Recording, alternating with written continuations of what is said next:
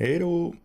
Alors ici on va attaquer un gros morceau que sont les UV. Les UV c'est ce qui va nous permettre de mettre en place des textures sur nos objets. Donc dès que vous voudrez avoir des textures qui sont sous forme d'images 2D, on sera obligé d'avoir des UV pour pouvoir correctement placer nos textures sur nos objets. On sera également amené à voir un peu comment fonctionnent les matériaux. Alors je vais vraiment pas m'étendre là-dessus dans cette vidéo, le but c'est vraiment de se focaliser sur les UV, donc on sera obligé à un moment de faire des matériaux uniquement pour pouvoir afficher nos textures à l'écran et pour avoir quelque chose sur notre objet 3D. Mais principalement ici, je vais vraiment me focaliser sur les UV. Alors les UV, c'est ce qui va nous permettre, sur un objet 3D, de venir mettre des textures. Le fonctionnement est tout simple, c'est que nous avons ici un objet, donc là je vais partir de mon cube, on a un objet qui est en volume, et le but des UV, ça va être de rendre cet objet qui est en volume sur une surface plane, donc transformer de la 3D en 2D. Alors je vais tout de suite vous montrer ici, on va ouvrir une fenêtre d'UV, alors soit je pourrais ici aller dans UV Editing, hein, ça c'est la première solution, ou vous pouvez faire comme moi, juste rajouter une fenêtre où vous voulez avec les UV dessus, donc d'un côté ou de l'autre. Moi d'ailleurs ici je vais peut-être plutôt la mettre de l'autre côté, j'ai plus l'habitude de la voir ici, voilà. Donc on a ici notre objet 3D, donc notre cube, et le but c'est de, dans cette fenêtre des UV, d'avoir notre cube mais aplati en 2D. Alors logiquement, pour le cube de départ, il a déjà des UV qui ont été dépliés pour nous. Donc on a déjà des UV qui ont été préconfigurés, donc c'est pas très grave. Ici vous allez voir tout de suite les UV qui ont été faits par défaut. Et on verra comment nous on va pouvoir les changer ces UV, ou les faire différemment, ou enfin voilà, comment on va pouvoir refaire ça un peu. Si je rentre en mode Edit, donc déjà première chose à savoir pour travailler les UV, il va falloir le faire en mode Edit. Vous voyez immédiatement que dans la fenêtre des UV, on a ici une croix qui est apparue, qui est tout simplement notre cube qui est déplié pour être mis à plat. Je pense que vous avez tous fait, étant enfant, des petits cubes en papier à l'école ou, voilà, ou chez vous, où vous dessiniez cette forme-là, et en repliant le papier, vous obteniez un cube. Et ben, le dépliage des UV, c'est exactement la même chose, mais dans le sens inverse. C'est-à-dire qu'on a d'abord l'objet 3D, on va le déplier pour le rendre plat. Alors comment on en est arrivé à ce résultat? On a des outils qui vont nous permettre de déplier les UV, ou qui vont nous aider à les déplier. Vous allez voir qu'il y a beaucoup de choses qui sont possibles quand on veut déplier les UV. Il y a plusieurs techniques différentes. Et en fonction de comment vous allez vouloir travailler par la suite vos textures, on va utiliser l'une ou l'autre technique. Ici en mode edit, vous voyez que j'ai un menu UV, qui est spécifique pour les UV, qu'on va retrouver aussi en utilisant le raccourci U. Donc si vous faites U, vous allez ouvrir ce menu UV Mapping, avec toutes les options qui vont vous servir à déplier vos UV. Alors avant, on avait certaines parties, notamment les Marksim et ClearSim, qui étaient dans le menu des Edge. Alors ici, il se trouve encore. Si vous faites CTRL-E pour avoir le menu Edge, vous avez bien ici les Marksim et ClearSim. Mais ils ont mis aussi maintenant l'option dans le menu UV Mapping, ce qui est plutôt intelligent parce que ça permet de tout concentrer au même endroit. Donc on va pouvoir tout régler au niveau des UV par rapport à ce menu U. Vous avez également dans votre fenêtre des UV, donc avant de rentrer dans le détail ici, vous allez voir qu'on a aussi des menus avec des options et des outils qui seront spécifiques pour les UV. On va avoir tout un tas de boutons dans le header, je vais peut-être même le déplier, voilà, pour être sûr de tout bien avoir à l'écran. Donc vous voyez que j'ai plusieurs boutons ici, vous verrez qu'on a aussi des barres à gauche et à droite, comme dans le viewport 3D, voilà, on a une barre d'outils et des options qui vont être disponibles ici, dans le panel à droite. Et on a notre vue principale au niveau des UV, dans laquelle on va venir manipuler nos points. C'est un petit peu l'équivalent du 3D Viewport, sauf que là c'est en 2D et que c'est pour les UV. Alors déjà, pourquoi les UV aussi? Tout simplement parce que X et Y c'était déjà pris, donc imaginez que c'est tout simplement des coordonnées, donc vous avez le U et le V. Voilà, U en horizontal et V en vertical. Et donc vous avez vos points auront des coordonnées U, V, au lieu d'être des coordonnées X, Y. Voilà. Alors maintenant, on va essayer de voir comment on peut retrouver ça.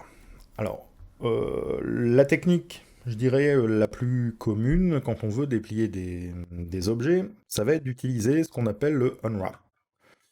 c'est la première option que vous avez ici, qui va vous permettre de déplier l'objet. Là, si je le fais tel quel sur ce cube-là, sans rien faire de plus, vous voyez que ça n'a pas eu ça n'a rien fait.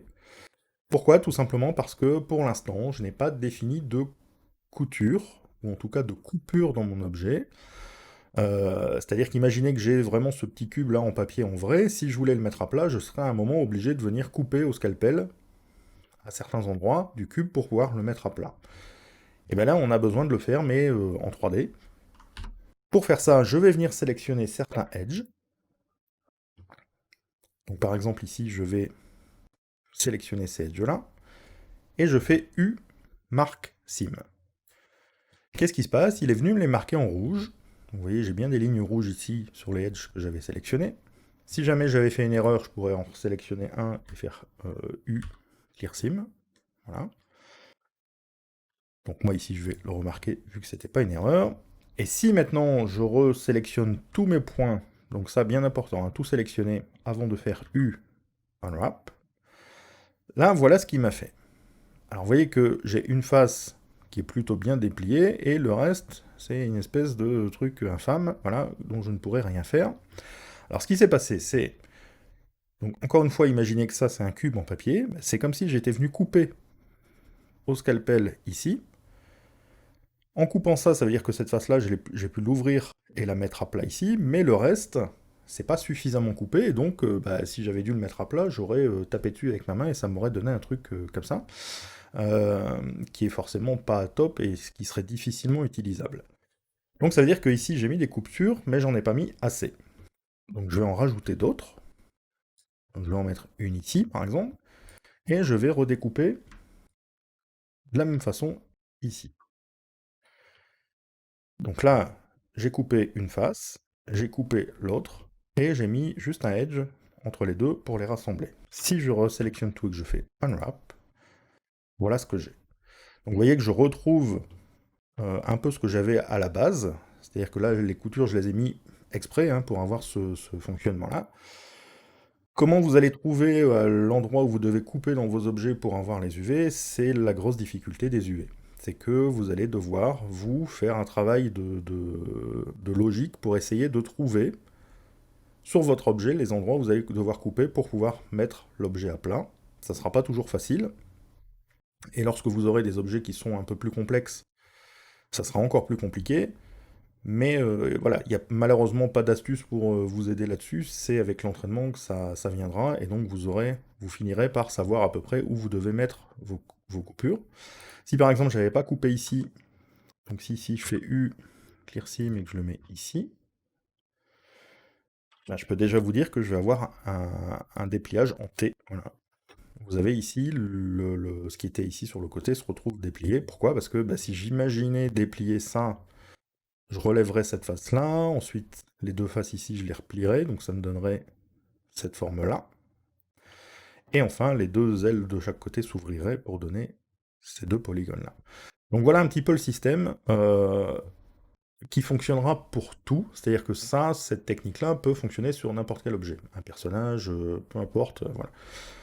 Vous pourrez vraiment tout déplier comme ça.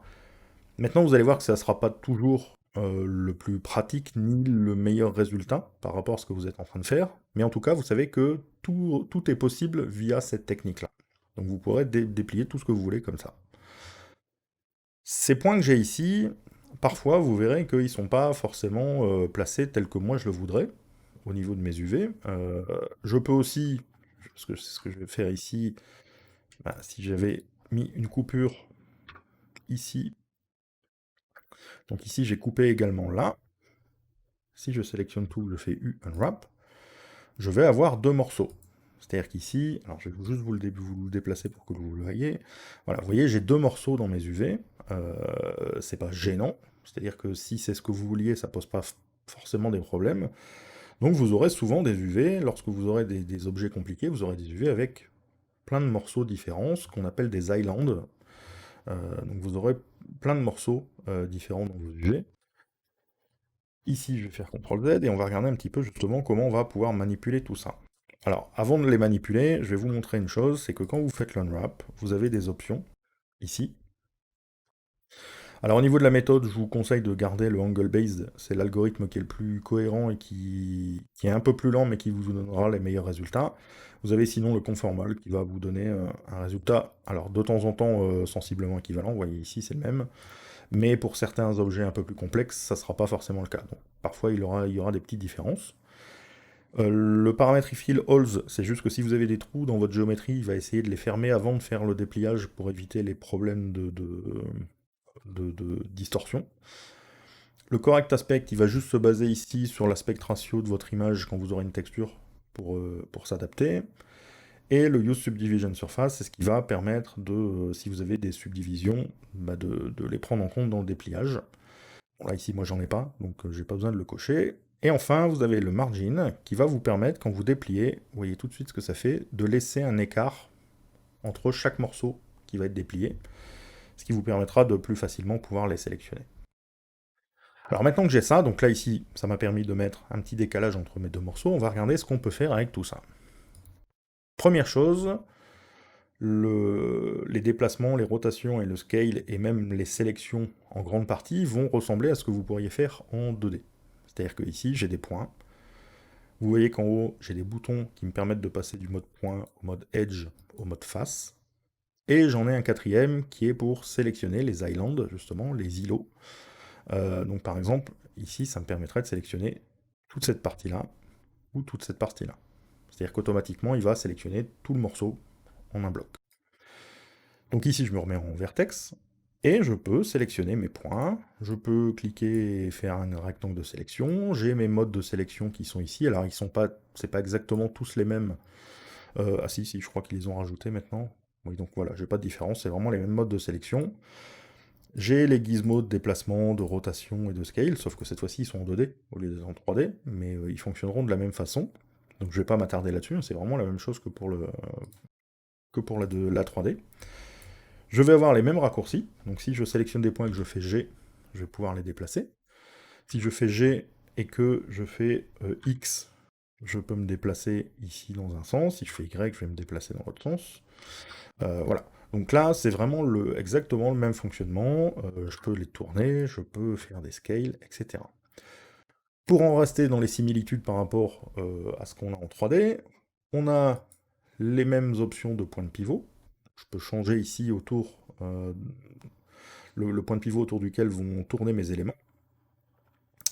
Au lieu d'avoir un 3D cursor, j'ai un 2D cursor, qui est ici, qui va se déplacer avec Shift, CTRL, clic droit, comme ses petits camarades, que je peux remettre à l'origine en faisant Shift S, de la même façon que je l'aurais fait dans la vue 3D pour le curseur 3D. Donc ici, je peux demander cursor tout... Alors, j'ai pas l'origine, par contre, a priori. Bon, c'est pas très gênant.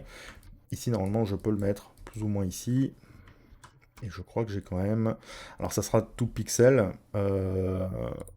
Voilà, là en fait il l'a aligné pile sur le pixel qui correspondrait ici au coin. Mais donc vous allez avoir voilà, ce même fonctionnement. Donc si ici je sélectionne 2D cursors et que je tourne, il va tourner autour de ce point-là. Donc ça c'est pour les origines, encore une fois c'est un peu l'équivalent. Vous avez le magnétisme incrémente et vertex uniquement. Donc incrémente, bah, voilà, ça fonctionne comme en 3D, mais en 2D. Vous avez... Alors attendez, ici je vais remettre mes gen point. Vous avez le vertex. Donc là, c'est si je veux, bah, vous voyez, je peux fusionner des points sur les vertex directement. Si je fais clic droit, j'annule, hein, le déplacement, voilà, ça change pas. Bon voilà, je vais pas m'éterniser là-dessus, encore une fois, c'est vraiment la même chose qu'en 3D. Idem pour l'outil proportionnel. Vous avez exactement la même chose. Sauf que là, vous n'avez pas les projections 2D, parce que bah, c'est déjà le cas. C'est déjà une projection 2D. Et donc voilà, ici je pense qu'on a fait le tour sur les similitudes par rapport à ce qu'on a en 3D. Donc tout ce qui est déplacement, si ici par exemple j'ai envie de prendre cet élément-là et de lui dire, bah non en fait moi je voudrais inverser, je voudrais le mettre ici, je vais sélectionner le morceau. Alors oui, ici j'ai utilisé un raccourci que je ne vous ai pas montré, qui est aussi le même qu'en 3D, c'est si vous allez sur un morceau et que vous faites L, il va vous sélectionner le morceau en entier. Donc ça aussi c'est idem qu'en 3D, hein. Et donc, vous voyez, je peux venir ici, changer. Si je prends ça, je peux le tourner à 90 degrés. En faisant CTRL, j'ai activé le magnétisme, qui s'est vraiment mis à 90 degrés. Voilà, et donc je vais pouvoir réorganiser ça. Ce que vous voyez ici à l'écran, c'est ce à quoi devrait correspondre ma texture. C'est-à-dire que si moi je fais maintenant une image euh, et que je viens placer dans mon image des éléments ici, ici, ici, ici, ici, j'aurai des textures tout le tour de mon cube. Donc voilà pour le fonctionnement des UV. Alors avant de vraiment appliquer une image dessus, je vais encore vous donner quelques raccourcis qui seront très utiles et qu'on va utiliser souvent, et vous expliquer un petit peu les autres paramètres qu'on a ici dans la vue. Alors on a notamment ici ce bouton qui va nous permettre de synchroniser notre sélection dans les UV avec la sélection dans l'objet. Là j'ai un objet qui est assez simple, c'est-à-dire que quand je sélectionne, si je sélectionne une face ici, vous voyez qu'il me montre les UV de cette face-là. Si je sélectionne tout, je vois la totalité. Si maintenant je clique sur ce bouton-là, je peux tout désélectionner. Donc là, en cliquant n'importe où, hein, il m'a désélectionné les UV. Et vous voyez qu'il m'a en même temps désélectionné ce qu'il y avait sur la scène. Donc ça veut dire quoi? Ça veut dire que si maintenant je sélectionne un élément ici, je vais voir dans ma scène 3D à quoi correspond ce polygone-là. Donc ça c'est pratique des fois pour s'y retrouver, parce que ça arrive qu'on soit un peu paumé, qu'on sache pas vraiment dire ce qu'on est en train de travailler ici dans les UV, donc pour pouvoir se repérer c'est parfois pratique. Attention tout de même, c'est que ce mode-là empêche certaines fonctionnalités de se faire, donc moi je vous déconseille de rester dans ce mode-là. Utilisez-le quand vous en avez besoin, mais sinon après redésactivez-le, ça sera beaucoup plus pratique, il y a des fonctions sinon que vous ne pourrez pas utiliser. Ce qu'on a aussi, c'est donc dans les menus, on a tout ce qui correspond au view. Donc ça, vous avez aussi, oui, c'est vrai que j'ai pas dit ça, mais vous pouvez déplacer avec le bouton du milieu dans la scène. Vous pouvez zoomer, dézoomer avec la molette. Vous pouvez aussi faire contrôle, bouton du milieu, si vous voulez zoomer, dézoomer, mais plus simplement. Encore une fois, comme en 3D. Vous avez le point du pavé numérique qui vous permet de faire un frame selected. Donc il va prendre ce que vous avez sélectionné, il va le centrer au milieu de l'écran. C'est ce que vous avez ici, hein, View Frame Selected. Vous avez le Frame All pour montrer la totalité de vos UV. Vous voyez que le raccourci c'est Home de votre clavier. Voilà, donc vous avez ici le menu View. Vous avez ensuite un menu Select où vous allez retrouver des choses qui sont un peu ce que je viens de vous expliquer ici au niveau des sélections. Et ensuite, on a deux menus, un pour les images, si vous voulez charger une image à mettre ici dans le fond, et un avec toutes les fonctionnalités des UV. Alors au niveau des UV, je ne vais pas encore tout vous montrer ce qu'il y a ici, hein. Le but c'est pas de vous faire non plus ici un examen exhaustif de tout ce qu'il y a là, parce qu'il y a vraiment beaucoup de choses et qu'il y a des choses qui sont très particulières. Je vais vraiment me focaliser sur ce qui est important, surtout au début. Donc ce qu'on va faire, c'est je vais aussi vous montrer alors deux fonctions principalement. Ici, si vous avez sélectionné une face, je peux faire V, et ça va me la détacher. C'est-à-dire qu'ici, je peux très bien venir réorganiser mes UV comme ça. Donc vous voyez que j'ai séparé ces deux points-là. J'aurais pu sélectionner cette face-là, V, je viens la mettre là, et si je veux, je peux détacher comme ça tous les polygones, hein. C'est pas... voilà. C'est une possibilité. Maintenant, on va essayer au maximum, et ça je vous le conseille, c'est essayer au maximum de garder quelque chose de cohérent au niveau des UV et d'avoir le moins de couture possible. Tout simplement parce que ça va vous aider au niveau des textures, déjà à les peindre si jamais vous les faites à la main. Et même si vous utilisez un soft 3D, si vous avez vraiment, si vous avez splitté tous les polygones dans des islands séparés, vous verrez que vous aurez quand même des petits bugs d'affichage de temps en temps. Enfin, ça sera un peu compliqué de gérer ça. Donc, essayez quand même. Là, ici, je vais refaire un unwrap. Voilà, on va rester dans un truc comme ça, par exemple. Donc, essayez au maximum de garder des choses liées entre elles, comme ici. D'ailleurs, je pourrais encore enlever la deuxième couture que j'avais fait. Là, le seul avantage, c'est que je gagne un peu de place par rapport à si je fais un T ou une croix. Donc, pour l'instant, je vais laisser comme ça. Ce qu'on peut faire aussi, c'est l'inverse, c'est-à-dire que ici, si jamais j'avais séparé ça, je l'avais déplacé, je peux le remettre là, mais vous voyez que bah, là, en fait, en faisant ça, je reste... ah, si, il les a peut-être refusionnés tout seul. Oui, voilà. Donc là, comme j'ai vraiment mis des points qui étaient déjà fusionnés ensemble l'un sur l'autre, il les a automatiquement fusionnés. Si c'est pas le cas, alors je vais le faire du coup en faisant ça. Je peux très bien prendre ces deux points-là et faire M et demander de les fusionner au centre. Donc là, j'ai pas trop le choix, c'est au centre ou sur le curseur. Et j'ai aussi le merge by distance. Donc là, je vais d'abord vous montrer le premier. Donc voilà, ici, il la merge au centre. Et si je fais by distance, il va se baser sur la distance que je peux régler là. C'est l'équivalent du merge by distance qu'on a ici en 3D. Alors en quoi je dois faire attention, c'est que ici, avec ce que je viens de faire là, j'ai bien récupéré mes islands, mais je viens de déformer les polygones que j'avais là. C'est-à-dire que le carré qui était là, vu que ces points se sont déplacés, je me retrouve avec un rectangle maintenant. Il y a une légère déformation qui va se faire au niveau de la texture. Donc on verra ça tout à l'heure, mais là du coup je vais faire CTRL Z pour remettre voilà, mes polygones parfaitement bien. Donc là, on va rester là-dessus. Voilà, pour l'instant, je ne vais pas forcément aller tout de suite plus loin. On va d'abord regarder un petit peu et mettre une image sur notre objet, que vous puissiez voir un peu ce que ça donne, avant de voir des choses qui sont un peu plus complexes, comme notamment le Live Unwrap ou des choses comme ça. Quand vous avez vos UV qui ont été dépliés, donc maintenant il est temps d'essayer de mettre une image et de voir un peu ce que ça donne. Et là encore, vous avez deux solutions. La première est très simple, c'est tout simplement d'exporter ces UV sous forme d'image et d'importer cette image dans un logiciel de 2D qui va vous permettre de peindre la texture qui va être en fonction des UV que vous avez là. Ça, c'est la première solution. La deuxième solution va consister à faire l'inverse, c'est-à-dire de d'abord faire une texture ou d'utiliser une texture qui va être commune avec plusieurs objets et de ensuite venir faire les UV pour replacer les UV sur la texture au bon endroit par rapport à ce qu'on a envie de mettre dessus. Et vous verrez que la troisième, c'est tout simplement de créer directement une image ici et de peindre la texture directement en 3D ou d'exporter notre objet pour le faire dans un autre logiciel, notamment Substance Painter par exemple, ou Quixel Mixer, enfin voilà. Donc vous aurez moyen comme ça d'exporter ça. Une fois que vos UV sont dépliés, votre objet est prêt à être texturé. Alors on va faire la première technique, on va aller dans UV, Export UV Layout. Moi ici, il m'ouvre la fenêtre, je vais peut-être vous la ramener ici, ici, voilà. Donc ici j'ai ma fenêtre pour sauver mon image, donc il me demande à quel endroit je veux le sauver. Je vais bien le sauver ici en PNG, je peux déterminer sa taille, donc c'est ce qui donnerait la taille de votre texture après. Alors ça peut être changé hein, par la suite, vous inquiétez pas. Mais bah, voilà, vous pouvez directement l'exporter à la bonne taille, donc moi 1024 ça ira pour ce qu'on fait ici.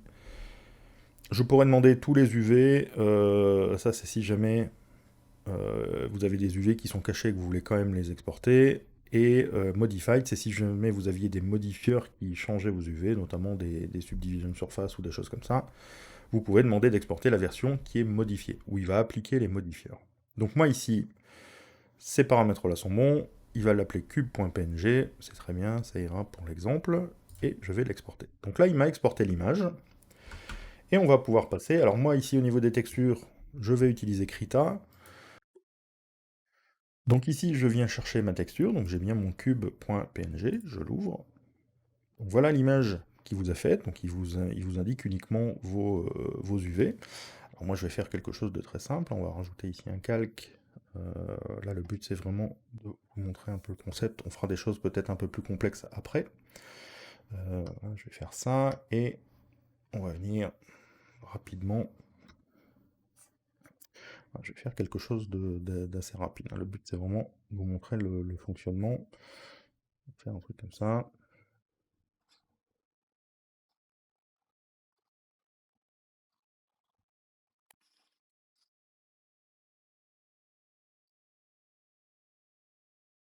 Ah, et je vais venir mettre juste... on va faire un dé, voilà. Alors, je ne sais pas comment sont organisés les points sur un dé, mais...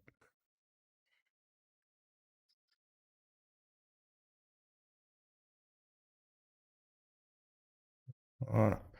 Donc j'ai bien tous mes numéros, c'est parfait.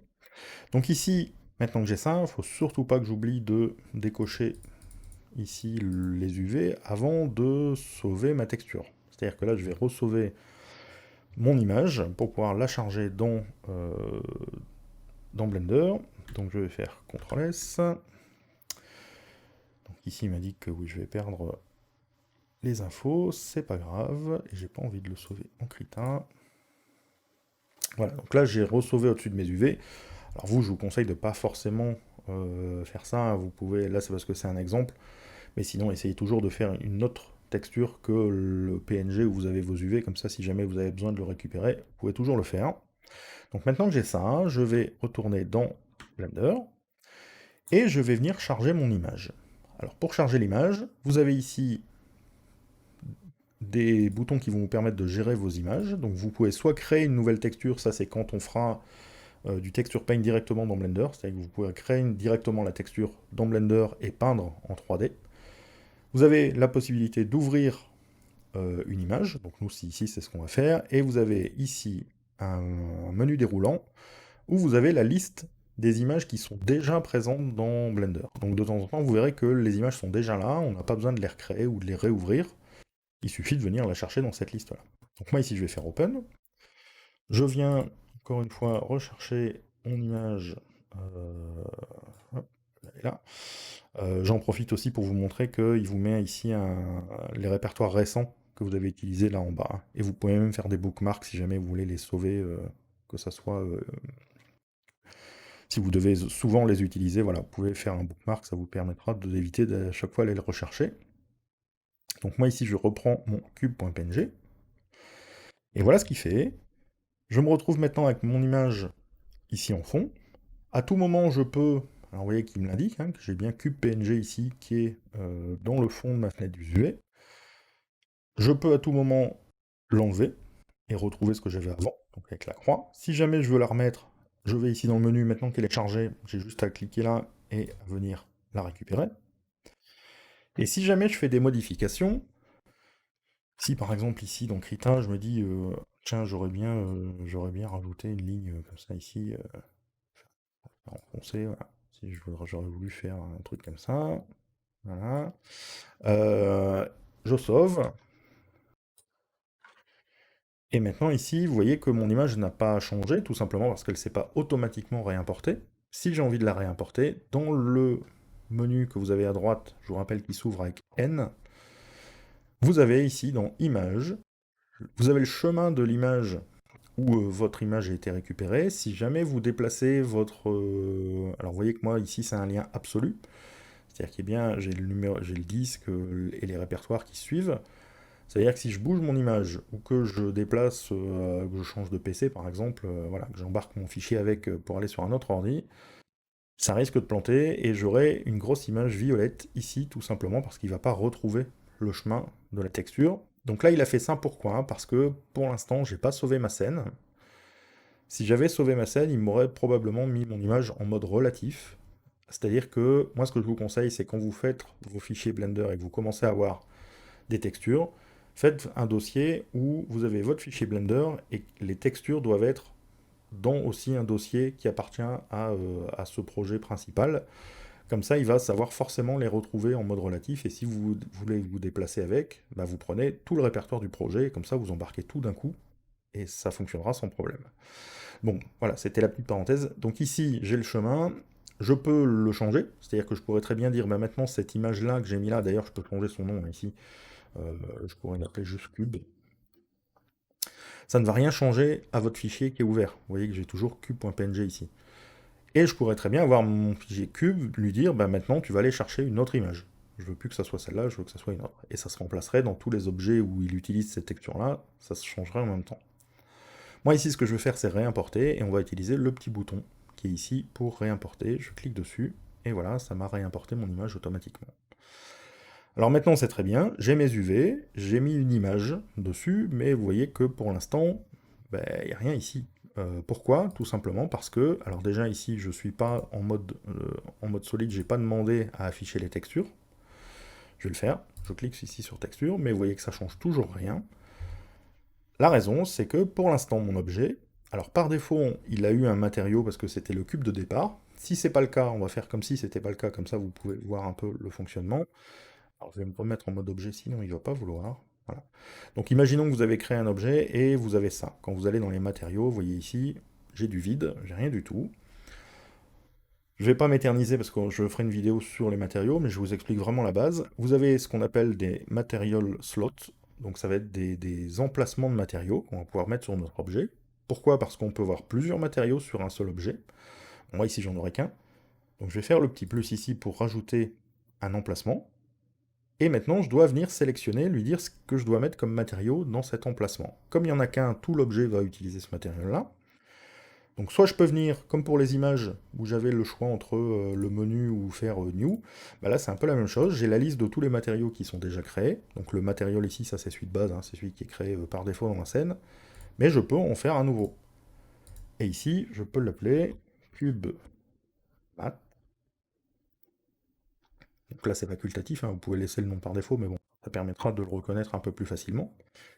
Donc ici j'ai changé son nom là. Si jamais je voulais en prendre un autre, je peux venir avec cette liste-là en rechercher un autre. Ici, moi, je prends bien le cube mat. Donc, j'ai bien un matériau qui a ces paramètres-là. Alors, je vais pas tout de suite vous montrer. Je vous montre juste ça rapidement, mais je vais pas, on va pas travailler par rapport à ça. Ici, vous verrez qu'on a une fenêtre spécifique pour gérer les matériaux. Nous, pour l'instant, on va pas se préoccuper de ça. C'est pas le but ici. Je vais juste vous montrer que dans ce matériau, vous avez ici un paramètre qui s'appelle base color. Alors ça, base color, c'est ce qui me permettrait de venir sélectionner une couleur pour mon objet. Mais moi, ce qui m'intéresse, c'est cette base color, de venir chercher ma texture, qui est ici. Alors comment je vais faire ça? Je vais cliquer sur le petit bouton qui est à côté de la couleur ici, avec un rond jaune. Donc à côté de base color, hein. Ne vous trompez pas, sinon ça ne fonctionnera pas. Donc ici, base color, et je viens chercher image texture. Donc là, je vais lui dire, je veux que la base color, donc la couleur de mon objet, soit dérivée d'une texture. Alors je pourrais soit en créer une nouvelle, soit en ouvrir une qui n'est pas encore ouverte. Moi, il se trouve que l'image est déjà ouverte, vu que je l'ai mise ici dans les UV. Donc j'ai juste à aller dans le petit menu ici et venir la sélectionner. Et là, bah, c'est magique. Si vous avez bien tout fait dans l'ordre, faites bien attention, si ça n'apparaît pas, regardez bien que vous avez bien texture ici. Mais j'ai bien ma texture qui est apparue ici sur mon objet. Alors, on va voir tout de suite toute la difficulté de la création des textures avec cette technique-là. C'est que vous voyez que ici, j'avais créé des petits liens noirs entre les faces. Mais là, ça a fonctionné. Pourquoi? Parce qu'en fait, au niveau de mes UV, j'ai bien les deux faces ici qui sont fusionnées.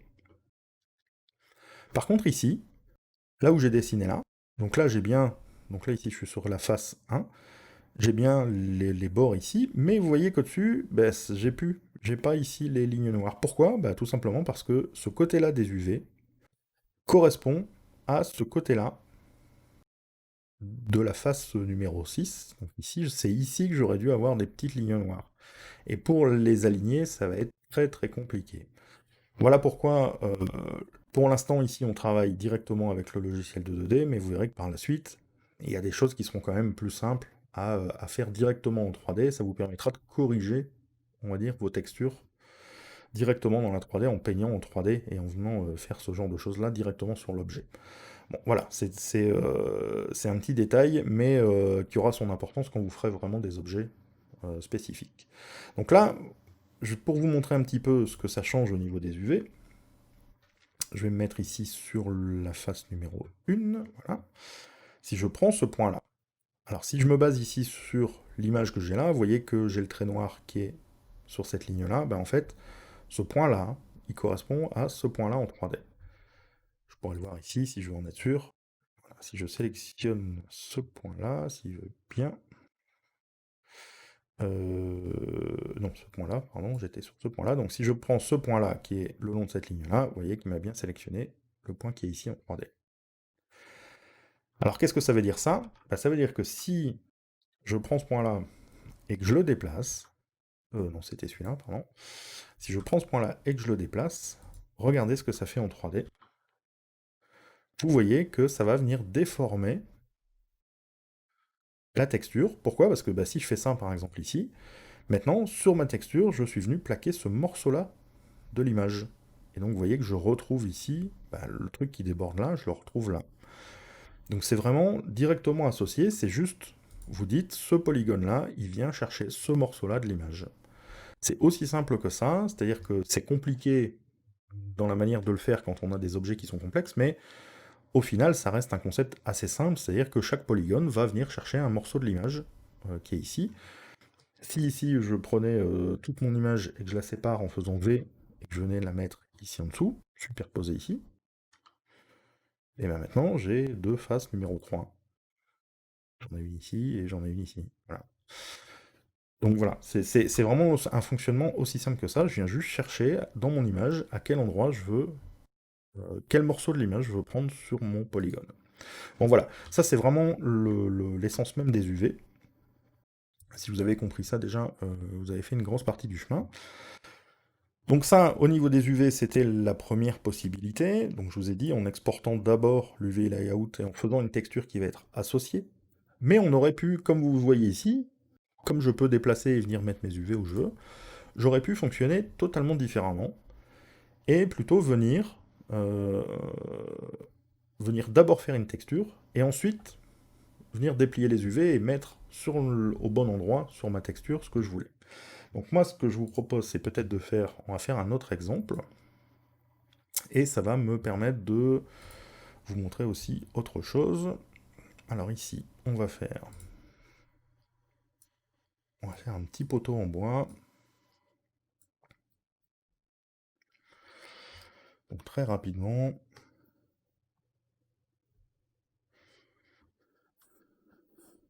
je vais faire vraiment une texture assez simple. Alors ce que je vais faire aussi là, pour que ça soit plus simple, parce que ce que je vais vous montrer aussi là, ici, ça va nécessiter d'avoir une texture qui tile, c'est-à-dire qui peut se répéter. Je vais appuyer dans Krita sur W, ce qui va me permettre de faire directement une texture qui va se répéter. Donc là, en fait, c'est ma texture qui se répète, hein, que vous voyez. Si vous êtes dans Photoshop, vous avez aussi la possibilité de le faire, mais avec cette fois-ci, vous devez d'abord faire une première version, et pour faire tiler, utiliser le filtre translation, ou décalage. Non, je crois que c'est translation. En gros, c'est un filtre qui va vous permettre de déplacer votre texture à un endroit bien spécifique. Alors là, pour l'instant, je vais vraiment me contenter de ça. Je vais pas aller forcément beaucoup plus loin que ça. Voilà, je fais un truc comme ça simple. Ça ira pour vous montrer la base ici. Donc ici, j'ai fait ça. Je vais venir peut-être ajouter quand même un peu de détail pour que...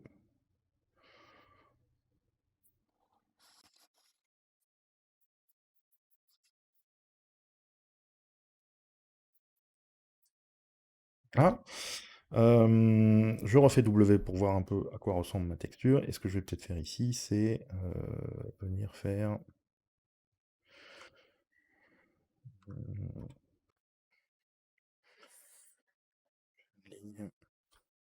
peut-être avec un autre outil.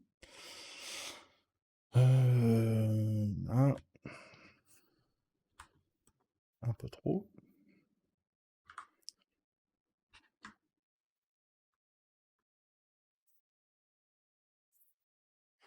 Voilà. J'ai fait ici une ligne de chaque côté, c'est juste pour faire un petit peu l'usure sur les bords. Enfin, vous verrez, quand je l'aurai mis en 3D, vous comprendrez un peu mieux.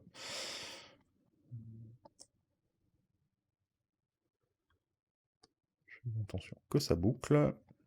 C'est parfait. Voilà. Donc ici, j'ai fait un morceau de texture. Ça, je vais le sauver. Donc je l'enregistre au même endroit, hein, tant qu'à faire. Je vais l'appeler Wood. Et je l'exporte. Alors là, je vais l'exporter. Donc, au niveau de la première exportation que j'avais faite, c'était en PNG, tout simplement parce que le cube m'avait été exporté en PNG. Les UV avaient été exportés en PNG. Moi, ce que je vous conseille au niveau du format, c'est plutôt de prendre des TGA. Dans ce qu'on fait ici, c'est pas gênant d'avoir du PNG, parce que j'ai pas de transparence, ou en tout cas, j'ai pas de couche alpha qui me servirait à autre chose que des transparences. Si à un moment vous avez des images où vous utilisez la couche alpha de votre image, mais qui pour que ça vous serve à totalement autre chose, je sais pas, au roughness ou peu importe, à ce moment-là, le PNG n'est pas une bonne idée, parce que si vous avez la couche transparente du PNG qui est vraiment à zéro, ça va avoir un impact sur les couleurs de votre texture. Donc moi ici, je vous conseille vraiment à ce moment-là de plutôt partir sur du TGA. Donc là, ici, je vais l'appeler wood.tga. Voilà. Je retourne dans dans Blender. Donc là, ici, je vais faire un autre objet. Hein. On va partir sur totalement autre chose. Voilà. Je vais faire un cube, mais ce cube, je vais changer ses proportions. Voilà, on va faire un poteau.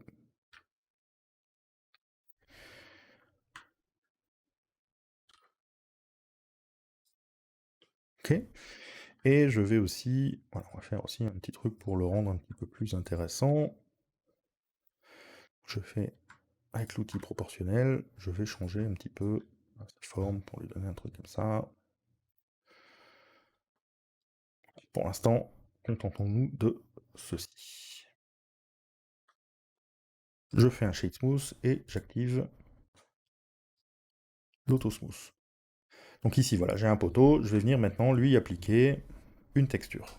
Donc là, je pourrais déplier les UV directement ici, mais c'est pas ce que je vais faire. Je vais plutôt vous montrer une autre technique. Donc je vais venir charger l'image que je viens de créer. Ici, dans texture, je viens chercher Wood, ça me donne ceci. Si je demande d'afficher les textures et que je fais un matériau, donc là je vais en créer un nouveau, ça m'évite d'enlever l'ancien. Je mets une texture sur le base color, et je viens chercher mon wood. Donc voilà ce que j'ai pour l'instant. Vous voyez que j'ai juste à certains endroits ma texture qui revient. Moi ici, ce que je voudrais, c'est que chaque face ici de mon objet vienne prendre ce morceau-là que j'ai dessiné.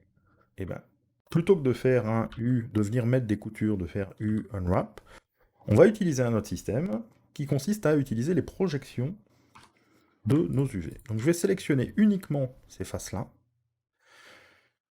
Je pourrais très bien faire U unwrap, ça va me donner ceci. Ça, c'est la première solution. La deuxième solution, c'est de me mettre en vue arrière. Donc je vais faire CTRL 3.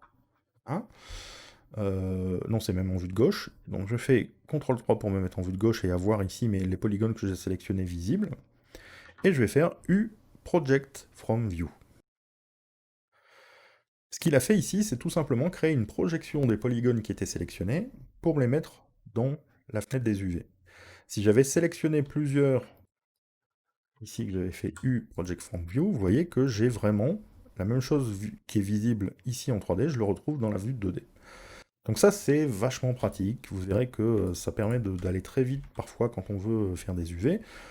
Là, vous voyez que je suis inversé, c'est-à-dire que je suis en train de voir le truc en inverse. Si je fais U Project From View, ça va aussi fonctionner. C'est juste que la texture va être inversée. Vu que je suis pas en train de, je suis en train de voir les polygones à l'envers, donc forcément la texture va être inversée. Donc je vais refaire CTRL 3, U Project From View, et la version en dessous, Project From View avec entre parenthèses Bounds, ça va tout simplement mettre l'objet le plus grand possible pour remplir votre image. Seulement, vous voyez que moi j'ai un problème, c'est que ma poutre ici, elle n'est pas carrée. Donc forcément, il l'a étirée pour avoir ça. Et si je laissais ça dans l'état, je vais avoir une texture qui va être tout étirée ici sur mon objet. C'est pas forcément ce que j'ai besoin. Donc ici, moi c'est bien Project Review, tout simplement. Je vais prendre ça. Alors je vais enlever l'outil proportionnel. Je viens ici faire un scale de ça. Vous voyez ici, je commence à avoir ma texture qui est visible là. Alors ce que je peux faire aussi, si je veux vraiment voir juste ma texture telle qu'elle, sans avoir pour l'instant les notions d'éclairage, je pourrais demander ici de me mettre en mode flat dans le viewport shading. Donc encore une fois, je suis en solide. J'ai bien activé texture. Si ici je viens faire flat, je vais voir uniquement ma texture sans avoir les informations d'éclairage. Donc parfois c'est un peu plus sympa. Au début de ne pas avoir à se préoccuper de ça. Et là vous voyez que je suis embêté parce que mes points sont pas alignés, ils sont pas totalement droits, contrairement à la texture que j'ai faite. Je pourrais tout simplement venir me mettre en mode point, sélectionner les points et les déplacer pour venir les aligner. Donc ça c'est la méthode que j'appellerais lente. Donc là je pourrais faire ça sur tous mes points. On a une autre fonction qui va pouvoir nous aider, c'est que si je sélectionne une bande de points, comme ici, je peux faire clic droit, et j'ai des outils, j'ai tout un tas d'outils que vous pouvez retrouver ici, hein, voilà, vous pouvez les retrouver dans le menu là, mais si je fais clic droit, vous allez retrouver des méthodes pour aligner vos points. Donc vous avez soit l'align auto qui va automatiquement essayer de décider si vous voulez les aligner en horizontal ou en vertical, ou après vous pouvez le faire à la main, dire aligne-moi en X, donc horizontalement, ou en Y verticalement. Donc moi ici, je vais faire align auto, voilà, il a automatiquement sélectionné le bon truc, je refais clic droit pour cette ligne-là, et ici, je pourrais même le faire ici, hein, voilà. Alors, quel est le problème avec ça? C'est que je vais forcément créer des petites déformations. C'est-à-dire que là, forcément, ma texture, vu qu'elle doit se conformer au niveau de la 3D, si mon objet est comme ça et que je viens en faire quelque chose de bien droit, bah forcément, ma texture va être déformée, elle va s'écraser à un moment au niveau de l'objet. Bon là, honnêtement, c'est minime sur ce que je suis en train de faire là, donc ça n'aura pas de répercussions vraiment graves. Mais il faut quand même le savoir, voilà, faites quand même attention quand vous utilisez ça, vous risquez à un moment d'avoir des déformations de votre texture. Donc là, voyez, voilà ce que j'ai. Ça fonctionne, je pourrais faire la même chose ici. Donc je pourrais venir ici, pareil, aligner ça. Oui, ça j'ai pas dit, mais quand je sélectionne ça, je fais Alt-clic sur la ligne, hein. C'est pour sélectionner les loops de la même façon qu'en 3D. Hein. Il n'y a pas de différence, donc je fais Alt, je clique, clic droit, Align Auto. Et je viens faire ceci. Voilà. Alors le problème, c'est qu'en faisant ça, bah, vous voyez que j'ai deux fois la même chose et que ça va finir par se voir, c'est-à-dire que là on voit bien que c'est deux fois la même texture. C'est pour ça que dans ce cas-ci, on pourrait décider de reprendre ça. Alors je vais pas m'embêter, hein, je vais faire CTRL-C, CTRL-V. Je viens le mettre ici. Alors merci Krita de m'avoir pris aussi, j'aurais dû virer ça, c'est pas grave. Je vais le faire comme ça. Donc ici j'ai fait une autre version à côté. Je vais juste bien l'aligner. Là. Ok. Et je vais peindre vite fait une deuxième version, enfin un truc un peu différent. Essayer de faire des variations comme ça. Ici, pareil, je demande d'afficher le tile pour que ça soit plus simple à faire.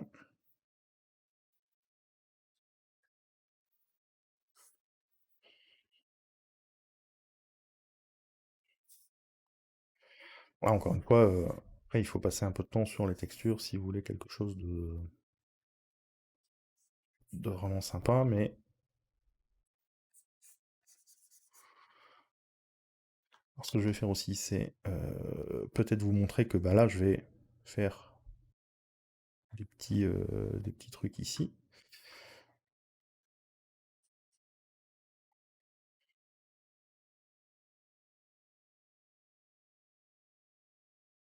Ah, je sauve. Donc là, j'ai resauvé au-dessus de l'image existante. Hein, et je viens recharger ma texture. Maintenant, si je prends ça et que je le mets cette fois-ci à côté, alors j'ai bien mon deuxième morceau de texture, mais vous voyez que les deux s'alignent pas. Je vois ici que j'ai pas forcément les deux, les petites encoches que j'avais faites sont pas alignées. Pourquoi? Parce que si maintenant je resélectionne tout, vous voyez que j'ai des proportions qui vont être différentes entre les deux. Donc ça c'est quand j'ai déplié mes UV. Alors c'est pas très grave. Ce que je vais faire c'est juste faire un scale de ça. Essayer de venir ici réaligner ce truc-là. Donc ça serait la première technique. L'autre technique, ça aurait été de directement venir ici. Je vais enlever la perspective. Donc avec 5 du pavé numérique, j'ai enlevé, je me suis mis en mode orthographique. Je me mets plus ou moins en vue de face. Je vais faire U Project from View. Et ce qui se passe, c'est que j'ai du coup les deux côtés instantanément. J'ai juste à maintenant faire ceci, ils sont bien fusionnés. J'aligne un petit peu tout ça. Je le déplace pour le mettre vraiment sur les bords. Et ça me donne ceci. Donc là j'ai fait un côté. Bah, pour le deuxième côté, je vais pas m'embêter, je vais faire la même chose.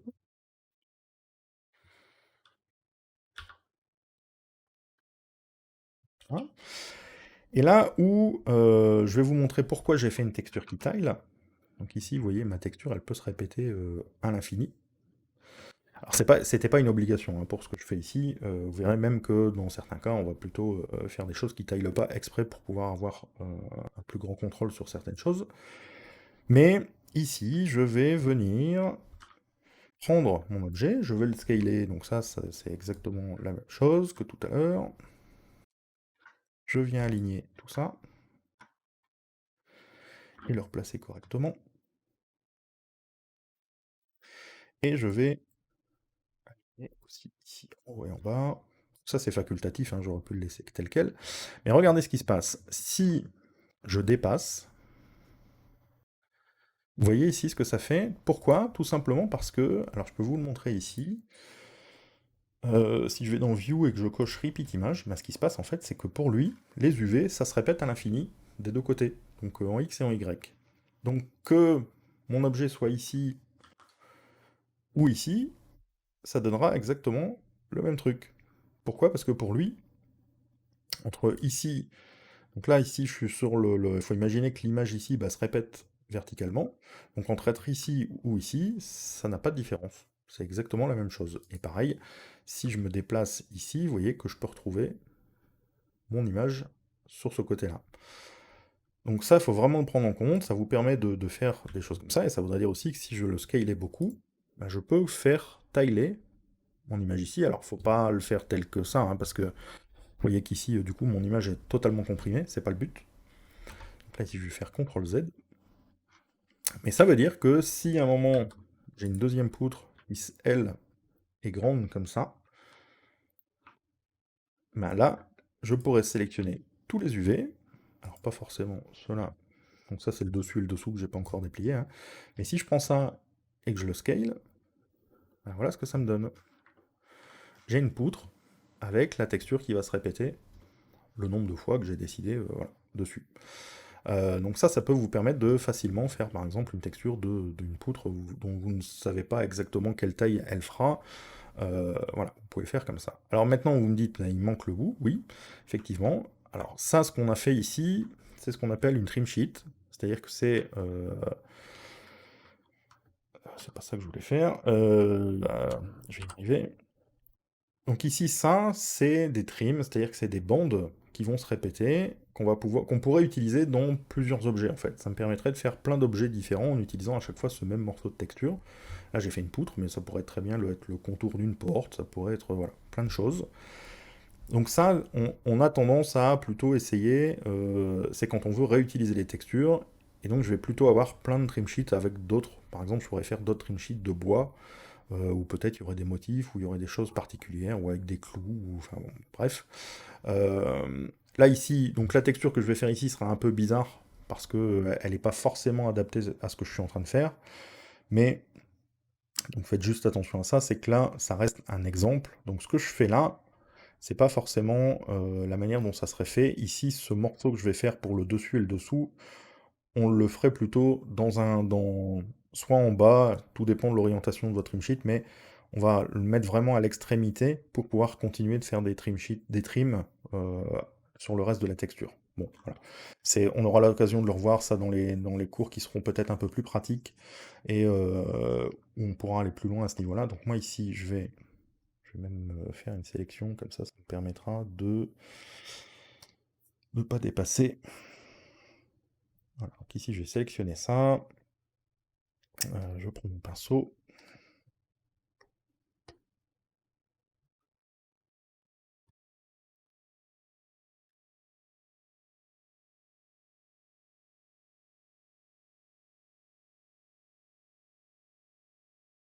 Je vais prendre quelque chose de sensiblement de la même couleur que le reste de mon bois. Je vais peut-être juste l'éclaircir un peu.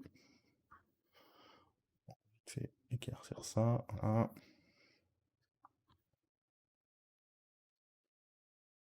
Et je vais prendre un truc peut-être plus dur aussi. Pour éviter d'avoir.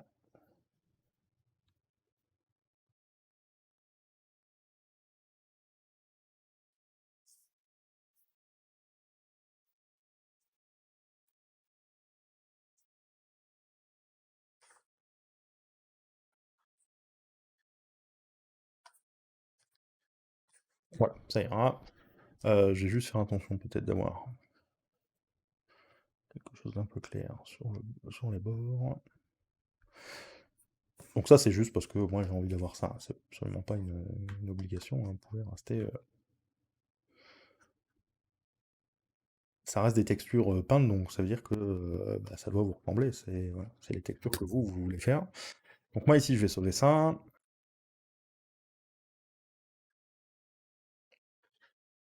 Et je viens ici. Donc vous voyez qu'il me reste, moi, sur mes poutres, bah, le dessus et le dessous. Ils ne sont pas dépliés. Je vais recharger ici mon image.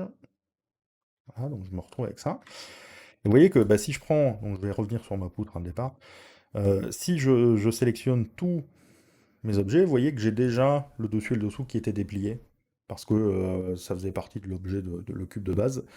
Bon, on va faire comme si c'était pas le cas. Je pourrais très bien ici venir me mettre en vue de dessus, faire U, Project from View, et venir ici, replacer ça. Voilà.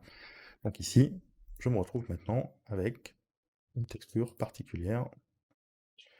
Ah, du coup, je vais utiliser le carré qui était déjà là, hein.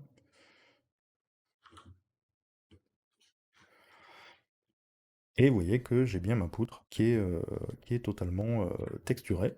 Alors, encore une fois, là, elle va pas forcément être parfaite, pour deux raisons. Déjà parce que j'utilise des trims pour le côté, donc des choses où je peux pas faire le lien entre le dessus et les côtés, à cause de ça. Si jamais j'avais voulu faire ça c'est ce que je vais vous montrer ici.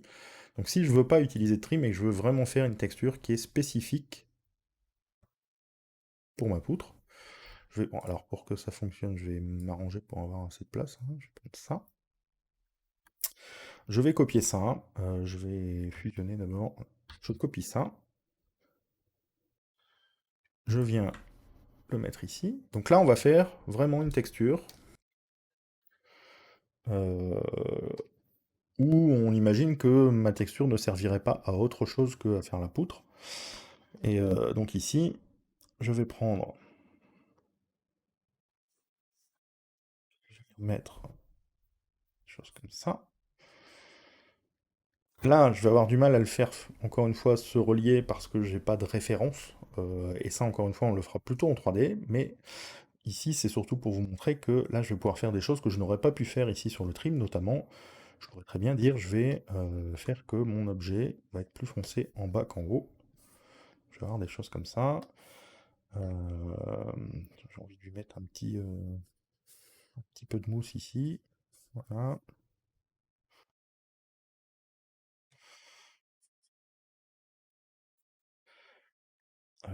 Non, je vais pas forcément changer celui-là, sinon je vais changer là. Bon, voilà, je peux avoir quelque chose comme ça. Je vais le sauver. Et donc ici, bah, cette poutre-là, je pourrais demander, je vais prendre ces deux islands-là. Je vais forcément devoir les scaler en hauteur. Parce que là, ici, sinon je vais pas avoir la place. Et vous voyez ici la différence, c'est que du coup j'ai... Alors, je ne l'ai pas encore totalement, parce que je ne l'ai pas mis ici. Ça, je vais le monter. Encore une fois, je suis en train de faire des déformations, hein. Quand vous utilisez cette technique-là, forcément, vous allez avoir un minimum de déformation, vu que euh, vous allez changer la forme de vos polygones dans les UV. Pas en 3D, hein, je le change uniquement ici dans les UV. Mais voilà, donc vous voyez, j'ai tout aligné. Je vais pouvoir prendre mes deux objets ici. Non, j'ai pas tout aligné. Ceux-là, je les ai pas alignés. S'il veut bien. Voilà. Et voilà, vous voyez ce que j'ai ici. Donc ça, c'est la différence. Si je reprends ici mon autre objet, vous voyez qu'en haut, enfin voilà, la différence entre les deux, vous voyez que j'ai quelque chose qui est... Ah tiens, j'avais pas déplié ici celui-là. Voilà. Vous voyez ici un petit peu la différence, c'est que j'ai un contact que je peux essayer d'adoucir ici entre le côté et le dessus, et je peux aussi avoir des effets. C'est pareil, si vous me dites, moi ce poteau-là, il va être au sol et il y a de la mousse en bas qui a commencé à pousser. C'est-à-dire que je peux très bien commencer aussi à avoir des effets comme ça. Voilà, et si vous me dites sur le dessus, ça commence à grisonner, le bois commence à devenir un peu gris.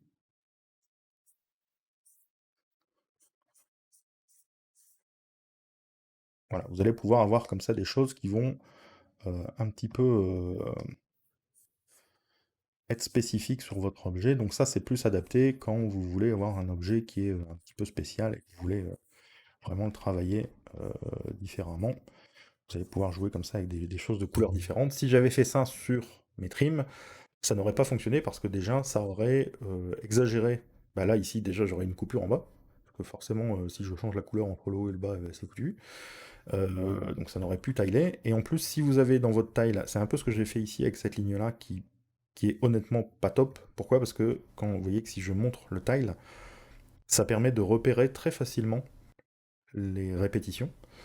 Donc ça, c'est ce qu'on essaye d'éviter. Il faut éviter au maximum que les répétitions soient vraiment visibles. Donc on essaye d'avoir une texture qui est le plus uniforme possible quand on fait des trims, pour éviter d'attirer l'attention sur les différences. Bon, ici, je ressauve ça.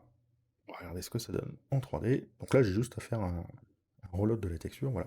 Vous voyez un petit peu ce que ça va donner directement sur votre objet. Donc ça, c'est vraiment pour le fonctionnement, je dirais, simple quand vous allez vouloir déplier des objets pour faire des textures peintes. Si maintenant le but c'était de peindre les textures en 3D, on ne le ferait pas forcément comme ça.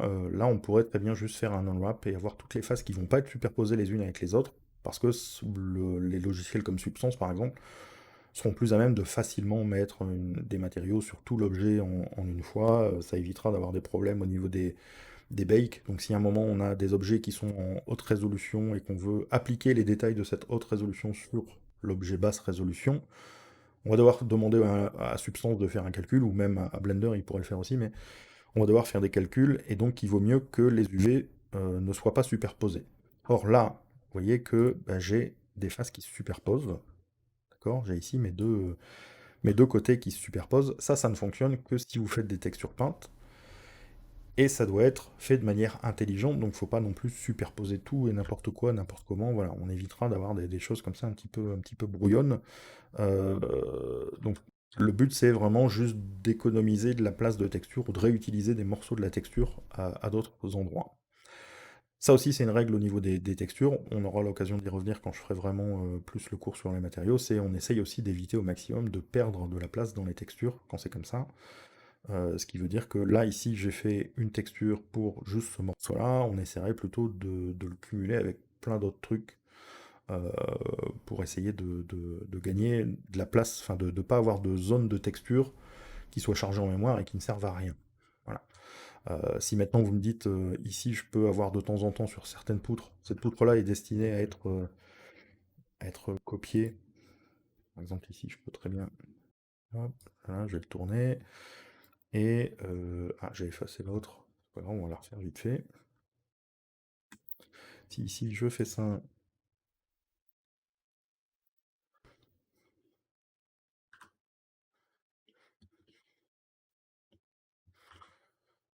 voilà, je reprends ce truc-là et je le scale. Ah, vous voyez un petit peu. J'en ai pris qu'un sur les deux. Je vais faire ici aussi. Il n'y a pas besoin que ça soit aligné. Voilà, donc vous voyez que vous pouvez comme ça assez facilement.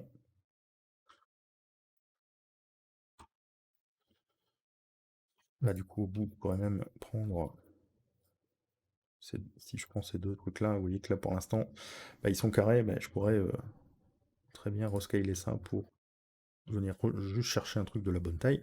Voilà. Donc vous pouvez réutiliser ça à volonté. Et encore une fois, si je prends ça et ça, après, je peux très bien le redupliquer. Alors là, par contre, j'aurais dû faire ça, ceci.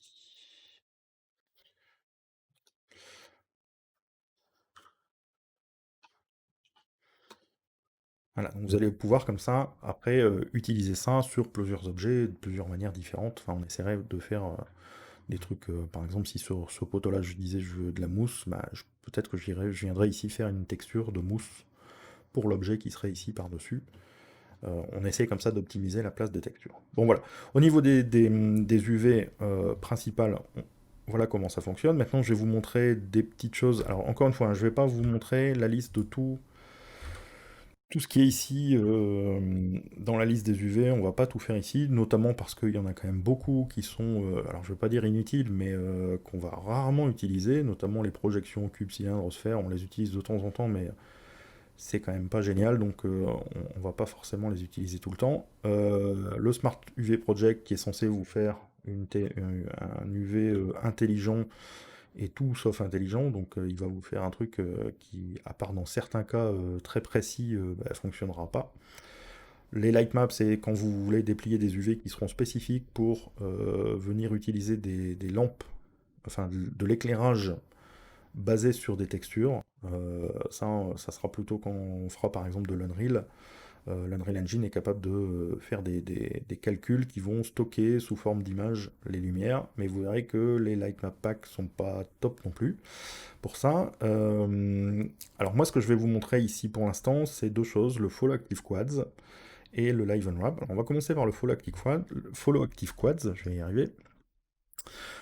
Pour ce faire, je vais rajouter, je vais faire un cylindre. Alors avec pas trop de subdivision. Pour l'instant, je fais ça parce qu'on n'a pas encore vu les courbes, donc je voudrais pas faire non plus trop de choses qui sont en dehors de ce qu'on connaît. Et tiens, je peux peut-être faire ça. Comme ça sera. Imaginons que j'ai ceci. Je vais le scaler,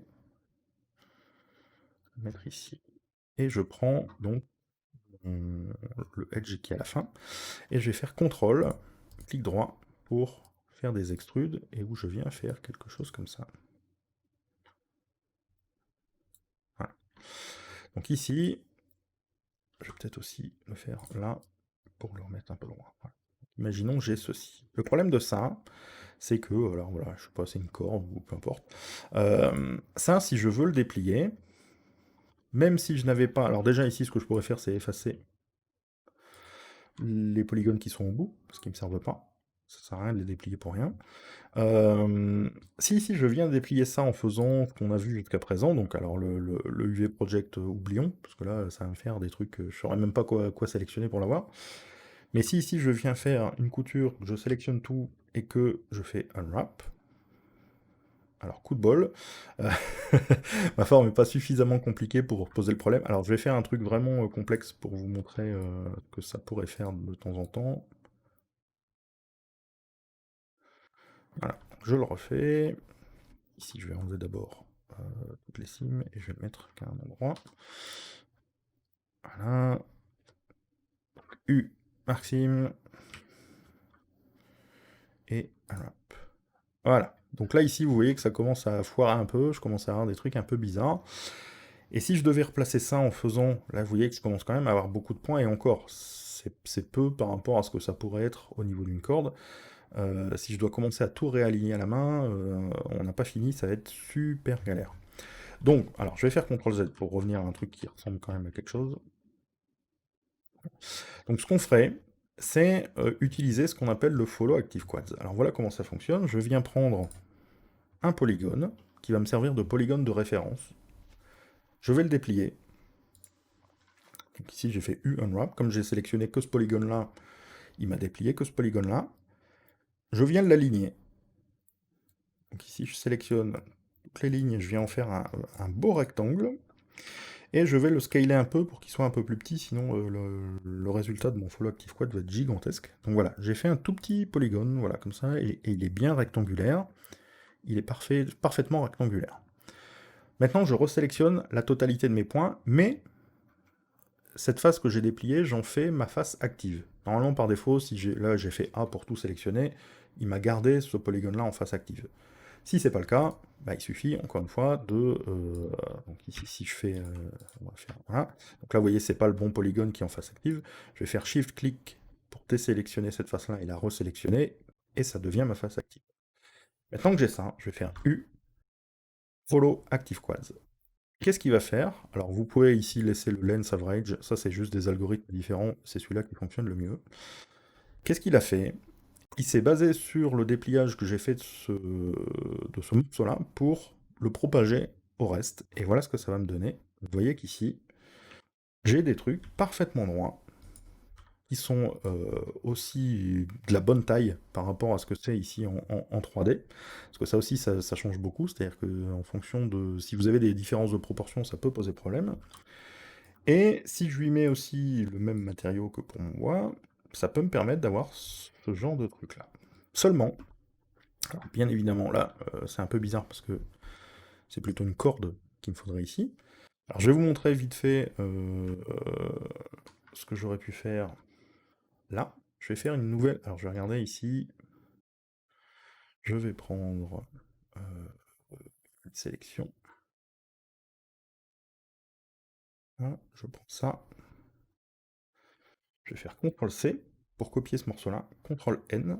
Alors, je vais annuler parce que j'étais pas sur le bon truc. Je le refais, CTRL-C, CTRL-N. Je vais demander de créer ça à partir du presse-papier. Donc, vous voyez que la largeur, c'était 159. Voilà. Ça me fait une bande. Et on va faire une corde, par exemple. Donc ici, je viens faire... Je vais chercher une couleur.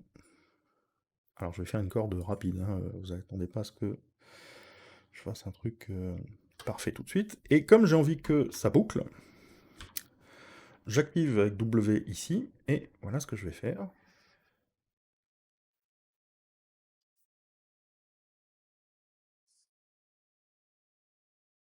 Vous voyez un petit peu ce que ça donne. Ici, je fais des lignes qui se rejoignent. Alors, il faudra que je le fasse bien. Hein. Voilà, je vais pas y passer 3 plombes. Si maintenant je fais ça, voilà ce que ça va me donner. Et en fait, l'avantage, c'est que cette texture-là, elle boucle dans les deux sens. Et comme c'est une texture qui boucle, si je prends mon cylindre et que ça tourne et que ça se rejoint ici, bah, si ma texture boucle et que je mets bien ici les bords au bon endroit, et ben, je vais avoir quelque chose qui va boucler parfaitement de manière rotative. Donc ça ici, je vais l'enregistrer, je vais le copier, pardon. Donc ici, je copie ça, je reviens là, et je vais faire CTRL-V. J'ai juste à venir le replacer au bon endroit, par contre. Ici, je viens juste le mettre ici, bien sur le bord. Là. Et je sauve. Alors, entrer d'abord, voilà. Et je sauve.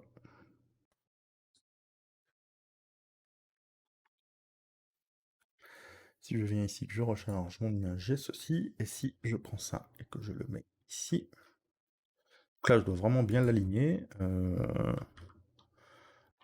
Je vais pas dire que c'est au pixel, hein, voilà. Normalement, s'il y a un pixel de différence, ça ne se verra pas, mais voilà. Donc si je fais ça, vous voyez que ma coupure, elle... On va regarder, parce que je ne sais pas où elle est. Ma coupure se trouve ici. Et vous voyez que bah, ça boucle, alors presque. Là encore une fois, c'est juste parce que j'ai pas été super précis. Alors ce que je pourrais faire aussi, c'est juste prendre cette ligne-là. Hein. Je vais la déplacer, voilà. Plutôt que de m'emmerder avec le scale.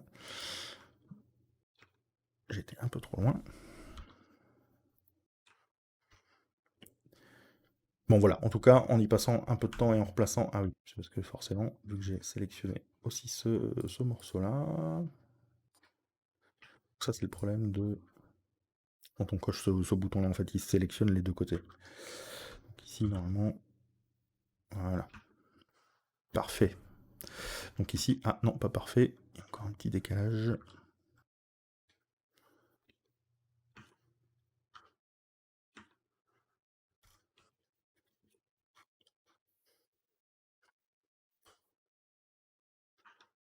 Voilà.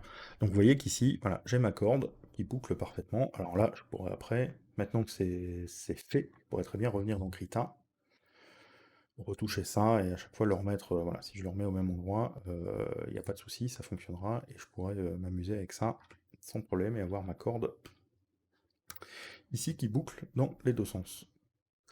Voilà, donc ça c'est pour le Follow Active Quads. Alors la dernière chose que je vais vous montrer au niveau des UV, et je pense qu'on s'arrêtera là pour cette vidéo qui est déjà à mon avis bien longue, ça va être le Live Unwrap.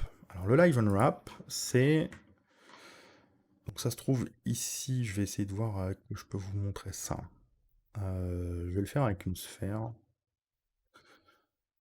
Je pense que c'est ce qui fonctionnera le mieux. Alors je vais pas, par contre, pas mettre trop de subdivision, avec 16 et 8. Donc ici j'ai une sphère. Si je dois... voilà ce que j'ai. Si je dois déplier ça, alors là pour le coup, vous voyez ce qui m'a déplié pour l'instant. Ça pourrait être utilisé tel quel, hein, voilà, je pourrais le faire comme ça. Mais imaginons que c'est pas déplié et que je doive déplier ça correctement. Et alors pour l'instant, je vais même... Ce qu'on va faire, c'est même ça. Je vais virer les points qui sont au pôle. Voilà. On va faire un objet comme ça. Ça sera très bien pour l'exemple. Ici, je vais peut-être juste relier ça. Donc là, j'ai sélectionné 2 points. Si je fais J, je peux recréer des lignes entre les points. Et je vais faire ça. Voilà. Ah, je ne l'ai pas fait là. Donc là, ici, vous voyez qu'il m'a recréé ces points-là. En dessous, j'ai créé une face, mais en fait, j'en avais pas besoin. Celle-là, je vais l'enlever. Voilà, donc j'ai ceci, et je dois déplier ça. Soit je pourrais utiliser un des trucs, ici, les sphères projection, mais vous voyez que ça va me faire des trucs bizarres ici en haut sur les côtés. Alors j'aurais moyen de retoucher un peu pour essayer de le faire fonctionner, pareil en cylindre, vous voyez que ça a plus ou moins fonctionné. Mais imaginons que je fasse la technique du unwrap, donc ici je sélectionne ça par exemple pour le séparer. Je fais U maxime, voilà, j'ai envie de séparer ce morceau-là et juste de déplier le reste. Si je fais U unwrap, voilà ce que ça me donne. Alors je vais rajouter une coupure sur un côté, maxime. Voilà. Et je me retrouve avec ça. Alors j'ai fait ça exprès, hein, voilà, c'est pas forcément la meilleure manière dont on déplierait un objet comme ça, une sphère, mais voilà, je l'ai fait parce que j'avais envie d'avoir cette forme-là. Donc vous voyez que j'ai une forme qui est totalement déformée, pourquoi? Parce que bah, il essaye de garder la forme des polygones, et vous voyez que les polygones qui sont ici autour, ils sont légèrement obliques, voilà, ils sont en biais comme ça, donc dans les UV, il essaye plus ou moins de garder cette forme-là, ce qui nous donne ces polygones qui vont se déformer, et le fait que ce soit un objet rond qui doit mettre à plat, il est obligé un petit peu de les déformer comme ça. Comment faire pour réaligner tout ça? Donc là, encore une fois, c'est presque quelque chose de simple. C'est ce qu'on pourrait avoir, par exemple, si on dépliait un visage, on pourrait avoir un truc assez compliqué, mais on voudrait, par exemple, que les bords soient droits, pour gagner en espace de texture, ou peu importe. Bon, voilà. C'est pas forcément des choses qu'on fait maintenant encore beaucoup, mais si jamais vous avez besoin de le faire, on va pouvoir utiliser le Live Unwrap. Le Live Unwrap, qu'est-ce qu'il fait? Donc je dois l'activer ici dans les UV. Vous l'avez là. C'est une coche. Voilà, donc là, ici, je l'ai activé. Ce Live Unwrap, il va me permettre, en temps réel, de redéplier mon objet en fonction de ce que je vais faire. Pour que ça fonctionne, je vais devoir punaiser certains points sur mes UV. Donc je vais devoir mettre des punaises que je vais ensuite déplacer pour mettre là où j'ai envie de l'avoir sur la texture. Donc pour mettre ces punaises, ça se fait soit ici UV pin et unpin si vous voulez l'enlever. Moi ici, je vais le faire avec le raccourci qui est P, et il va me mettre une punaise. Si je fais Alt P, il va l'enlever. Ici, je fais P une première fois, et je vais en mettre une deuxième ici. Donc là, maintenant que j'ai 2 punaises, si je prends ce point-là, et que je le déplace, voilà ce que ça fait. Vous voyez qu'il vient changer tout l'objet en fonction de ça. Et imaginons maintenant que j'en rajoute une troisième, ici. Et que je déplace ce point. Voilà ce que ça va faire. Il va essayer de modifier mon objet pour que ça fonctionne. Donc je pourrais en remettre une ici. Voilà. Si je prends ces 2 points-là et que je les descends, regardez, déjà rien que ça me permet d'améliorer, on va dire, la manière dont il vient déplier ça. Et si maintenant je mets des punaises sur tout un côté, et que je fais clic droit, align, ben voilà ce que ça fait. Donc ici, je peux punaiser ici les contours. Je peux le faire des 4 côtés, si je veux.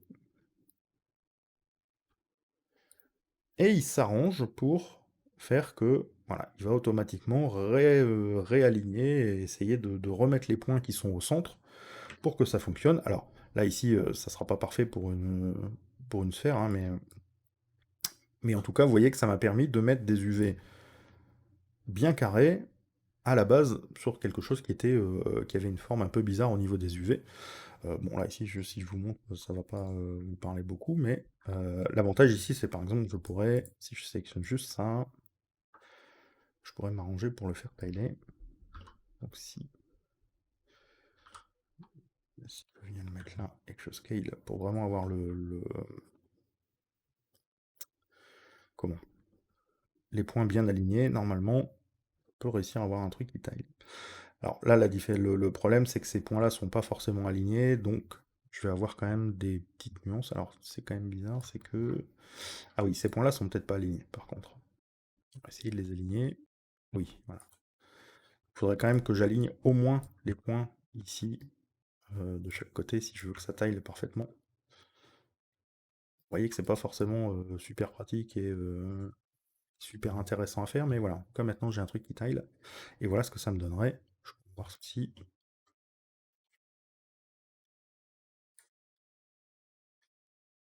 je pourrais avoir ce genre de résultat. J'aurais pu maintenant aussi le mettre totalement ailleurs. Enfin bon, voilà. Je pense que vous avez compris un peu le concept. Donc voilà pour le VNwrap. Donc ça, c'est vraiment quand vous avez des choses qui sont un peu plus complexes à déplier et que vous avez besoin de réadapter les UV directement en temps réel. Voilà, donc on a des choses qu'on n'a pas vues. Il y a pas mal de trucs qu'on n'a pas vus ici, mais encore une fois, je vais pas forcément les faire ici. On les verra peut-être quand on fera des choses plus pratiques. On aura peut-être l'occasion de les utiliser à ce moment-là. On a aussi tout un tas de fonctionnalités ici. Alors je vais regarder vite fait s'il y en a certaines qui sont intéressantes euh, à vous montrer. Donc vous avez la possibilité de, si vous avez plein d'UV, alors pas comme ici où là je les ai mis moi spécifiquement à des endroits précis de l'image, mais si vous, le but c'est après d'exporter les UV, vous pouvez ici faire un pack island, il va automatiquement essayer de réassembler tous les morceaux pour optimiser la place sur la texture. C'est pas génial, il va pas automatiquement vous résoudre tous les problèmes du monde. Sachez qu'il y a des add-ons qui permettent de faire des packs de textures qui vont être beaucoup plus serrés et qui vont vraiment utiliser l'espace au maximum. De base, malheureusement, le pack island ne le fait pas. On peut aussi créer des coutures par rapport aux islands qu'on a créés ici. Si je fais image UV, pardon, Seams from Island, il va automatiquement venir me découper. Bon, là c'était déjà le cas, donc c'est un peu idiot ce que j'ai fait, mais il va automatiquement me rajouter les coutures sur l'objet 3D qui correspondent aux islands que j'ai là. Voilà, je pense que pour l'instant, il n'y a pas forcément besoin d'aller plus loin à ce niveau-là. Sachez aussi que bah, vous pouvez, encore une fois, changer de texture ici. Ça ne va pas changer visuellement la texture que vous avez là. Il faudra le changer dans le matériau. C'est vraiment deux choses séparées. Si ici je venais prendre ça et que je dis maintenant c'est le cube, voilà, vous voyez que j'ai changé la texture pour tout. Voilà, donc je pense que là, on a fait le tour au niveau des UV. Alors, vous voyez que c'est quand même un gros morceau et c'est un peu compliqué au début de savoir comment couper, comment les aligner. Mais il faut vraiment vous entraîner par rapport à ça pour réussir à facilement après faire vos textures sans trop de problèmes. Vous verrez qu'à la fin, ouais, ça vient un peu naturellement. Donc dans les vidéos suivantes, on va surtout regarder plus spécifiquement les matériaux, parce que là pour l'instant on a fait une texture de couleur, le but c'était vraiment juste de déplier les UV, donc je me suis focalisé là-dessus, mais vous verrez que des textures, on peut en avoir pour les couleurs, mais aussi pour d'autres choses, notamment savoir s'il y a des reflets ou non, ou ce genre de choses. Donc voilà, on regardera un petit peu plus spécifiquement les matériaux, et je vous expliquerai le fonctionnement aussi de ce qu'on appelle le PBR, donc les textures qui vont nous permettre d'avoir des rendus peut-être un peu plus réalistes, en tout cas au niveau de l'éclairage et au niveau de la physique. Voilà, j'espère que cette vidéo vous a plu, et on se revoit bientôt.